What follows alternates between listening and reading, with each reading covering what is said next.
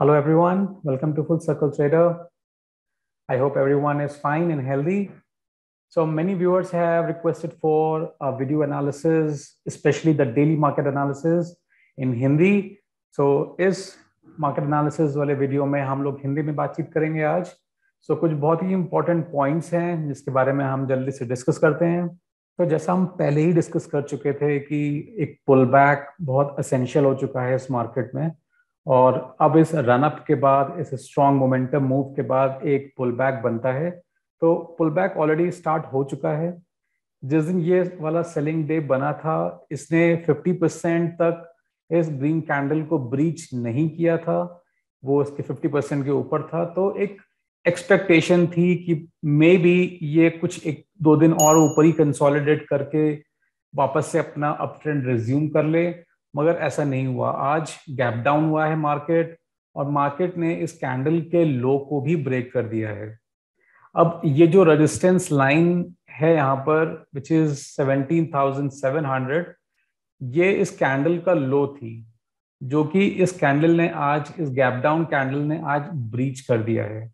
तो pull back तो हम एक्सपेक्ट कर ही रहे थे, बट ये pull back, this looks like a little bit a quick pull back. ये ऐसा लग रहा है इसको देख करके कि शायद और फास्ट पुल बैक इसमें आ सकता है.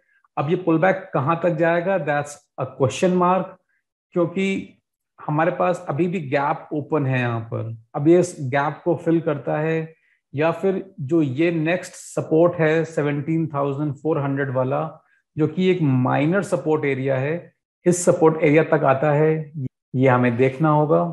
अगर ये पुल बैक यहीं से कोई अच्छा सा एक बॉटमिंग टेल जैसा बार बना के या कंसोलिडेट करके वापस ऊपर अपना ट्रेंड रिज्यूम कर लेता है, तो वो एक बहुत स्ट्रॉन्ग बुलिश सिग्नल होगा.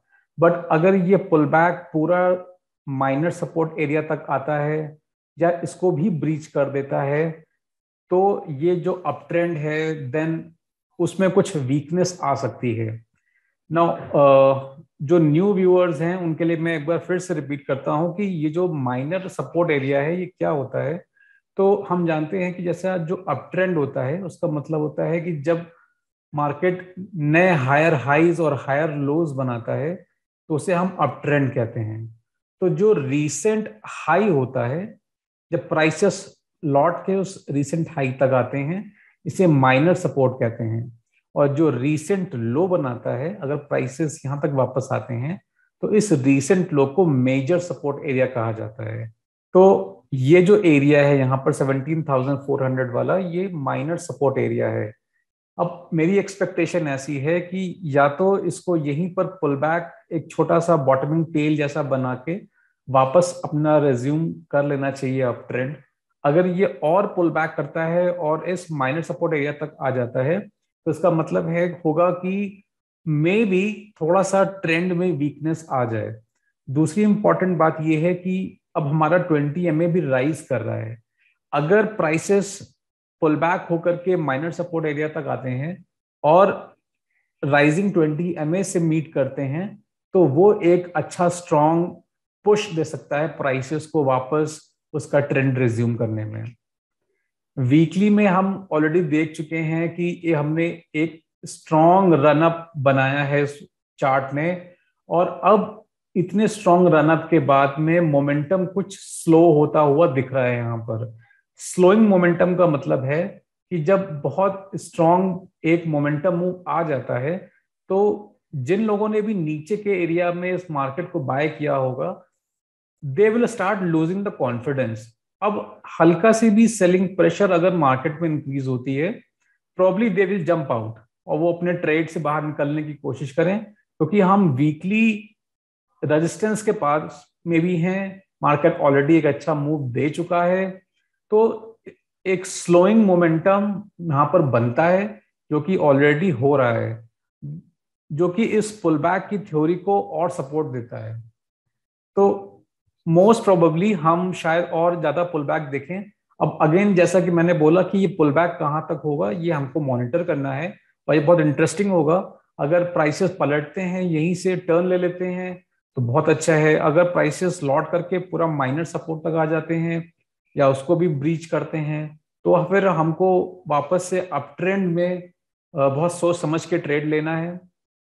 दूसरा, अगर हम 60 मिनट के चार्ट को देखें तो यहां पर एक नया रेजिस्टेंस जोन बन चुका है ऑलरेडी, और प्राइसेस ने इस राइजिंग 20 MA को भी ब्रीच किया है इस गैप डाउन कैंडल ने आज। अब ये अभी इस सपोर्ट एरिया पर जो 17,700 वाला डेली जो सपोर्ट लाइन थी, जो कि इस कैंडल का लो थी, उसी पर कहीं आसपास है। तो अभी भी कुछ थोड़ी सी एक्सपेक्टेशन या होप है हमारे पास कि मे बी यहीं से सपोर्ट लेके प्राइसेस कल वापस बढ़ जाए। अगर ऐसा नहीं होता है और प्राइसेस टूटना शुरू होते हैं और इस सपोर्ट जोन तक आते हैं, तो जैसा कि मैंने बोला कि थोड़ी सी वीकनेस इस ट्रेंड में आ सकती है। अब जो एक बहुत इंपॉर्टेंट पॉइंट है यहाँ पर वो ये कि ये जो सपोर्ट जोन है 60 मिनट में, विच इज 17,557 के अराउंड, अगर इन केस प्राइसेस लौट करके सपोर्ट जोन तक आते हैं, उस केस में भी डेली में प्राइसेस इस माइनर सपोर्ट के ऊपर ही कहीं पर होंगे, जो कि ऑलमोस्ट ये वाला एरिया है। तो हमारे पास ये अच्छा सपोर्ट जोन है 60 मिनट में, जो हमको ये बता रहा है कि अगर प्राइसेस ने यहां से सपोर्ट ले लिया तो हो सकता है कि उसमें वापस एक मजबूती आ जाए और प्राइसेस अपना अप ट्रेंड स्टार्ट कर दें। दूसरी इंपॉर्टेंट पॉइंट ये है कि यहाँ पर वॉइड है। वॉइड का कॉन्सेप्ट मैं पहले भी कई बार बता चुका हूं। इसका मतलब होता है कि यहाँ पर लेफ्ट में कोई भी स्ट्रॉन्ग सपोर्ट नहीं है। तो अगर प्राइसेस ने यहाँ पर सपोर्ट नहीं लिया और उन्होंने इस लेवल को भी ब्रीच करके प्राइसेस में वीकनेस इंक्रीज होती है, तो हमारा जो नेक्स्ट पॉइंट ऑफ रेफरेंस है वो ये 60 मिनट का सपोर्ट ही है। तो लेट्स सी टुमारो प्राइसेस कहां पर होते हैं, क्योंकि ओपनिंग इज वेरी इंपॉर्टेंट। अगर वो prices, let me just clean this, अगर प्राइसेस इस रेजिस्टेंस को जो उसने आज क्रिएट किया है इसको ब्रीच करके ऊपर की तरफ खुल जाते हैं, तो मे बी हम वापस से जल्दी ही एक अप ट्रेंड देखना शुरू कर दें। और अगर प्राइसेस वापस से गैप डाउन होते हैं या इस रेंज में ही कहीं ओपन होते हैं, मोस्ट प्रोबेबली हम शायद देखें कि ये लेवल भी जल्दी से ब्रीच हो जाए 17,700 वाला।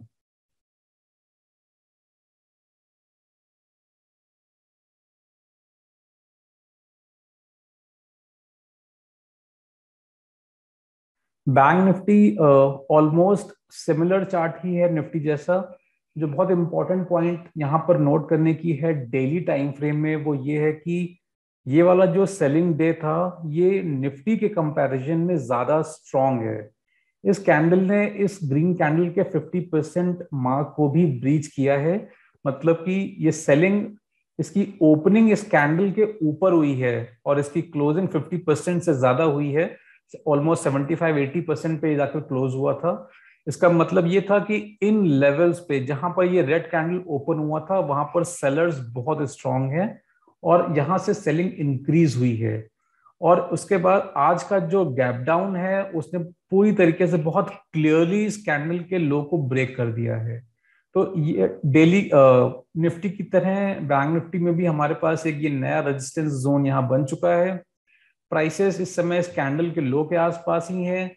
बहुत क्लियर वॉइड है हमारे पास 60 मिनट में। इसका मतलब ये हुआ कि अगर प्राइसेस टूटना शुरू होते हैं, वो इस लेवल को ब्रीच करते हैं, तो वो इस सपोर्ट जोन तक बहुत आराम से आ सकते हैं।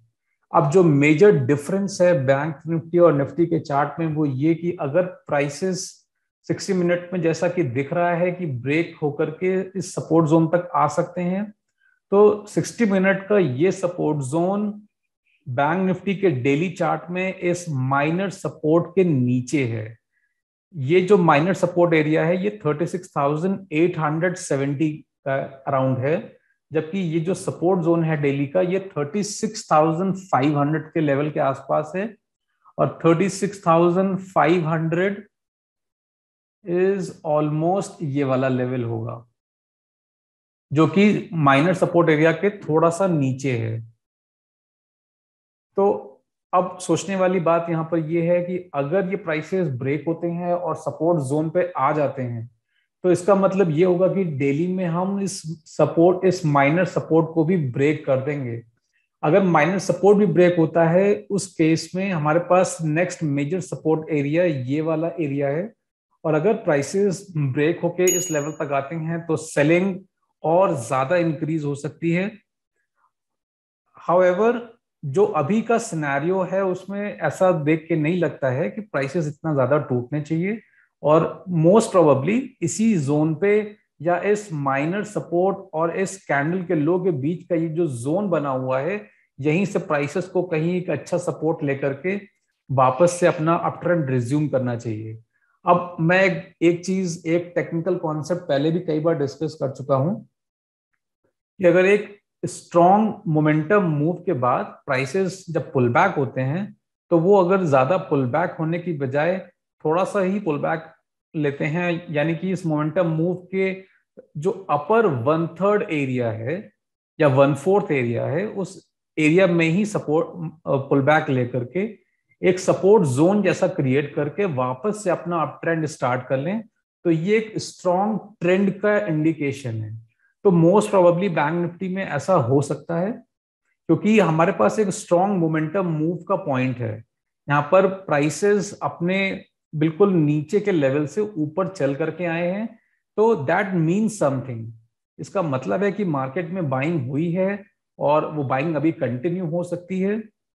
अब हमको, जैसा कि मैंने पहले भी बोला है, कि फ्राइडे को आरबीआई की पॉलिसी रिलीज आउट होने वाली है, हमें उसे भी ध्यान में रखना होगा। कल एक्सपायरी भी है, तो all these points keeping in mind, हमको ये देख के चलना होगा कि प्राइसेस क्या करना चाहते हैं। तो कल की opening would be very important. हम डेली के रेजिस्टेंस जोन के आसपास हैं, तो ये सारी थ्योरी एक स्ट्रॉन्ग पुल बैक को बहुत सपोर्ट करती है। वीकली का रेजिस्टेंस जोन, 60 मिनट का वॉइड जहां पर प्राइसेस टूटने की पूरी चांसेस लग रहे हैं, और डेली में एक स्ट्रॉन्ग सेलिंग जो कि फॉलो थ्रू दे सकता है एक अच्छे पुल बैक को। अब ये पुल बैक कहां तक जाएगा ये हमको मॉनिटर करना है। इंडिया विक्स थोड़ा सा इंक्रीज हुआ है लास्ट डे के कंपैरिजन में, तो थोड़ा सा चीजें इस तरफ इंडिकेट करती हैं कि मोस्ट प्रोबेबली हमें एक पुल बैक देखने को मिले।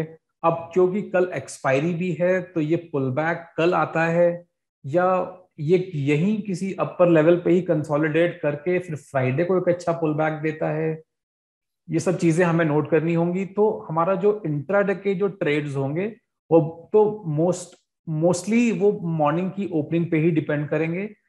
इस 5 मिनट के चार्ट में अगर प्राइसेस रेजिस्टेंस को क्लियर करके ये जो आज का हाई बनाया था, जो रेजिस्टेंस है, इस लेवल को अगर ब्रीच करके प्राइस ओपन होते हैं, तो we would definitely go long in this market, क्योंकि तब हमारे पास एक स्ट्रॉन्ग रीजन होगा। हमारे पास लेफ्ट में कोई भी स्ट्रॉन्ग ऐसा रेजिस्टेंस पॉइंट नहीं है इस लेवल तक, और फिर उसके बाद इस लेवल तक। तो अगर हम लॉन्ग ट्रेड लेंगे तो ये हमारा फर्स्ट टारगेट हो सकता है और ये हमारा सेकंड टारगेट हो सकता है। लेकिन अगर प्राइसेस रेंज में ओपन होकर ब्रेक होना शुरू होते हैं, तो हमारे पास बहुत अच्छा रूम है, बहुत अच्छा वॉइड है शॉर्ट ट्रेड्स लेने के लिए। तो आई होप आपको ये हिंदी का एनालिसिस अच्छा लगा होगा। अगर आपको ये वीडियो पसंद आया तो प्लीज इसको जरूर लाइक करें, प्लीज सब्सक्राइब करें चैनल को, और इस चैनल को प्लीज दूसरों के साथ, अपने फ्रेंड्स के साथ शेयर करें ताकि इसकी थोड़ी रीच बढ़े। ये मुझे भी एनकरेज करेगा, चैनल को भी सपोर्ट करेगा। तो टिल देन अपना ख्याल रखें और टेक केयर, बाय बाय।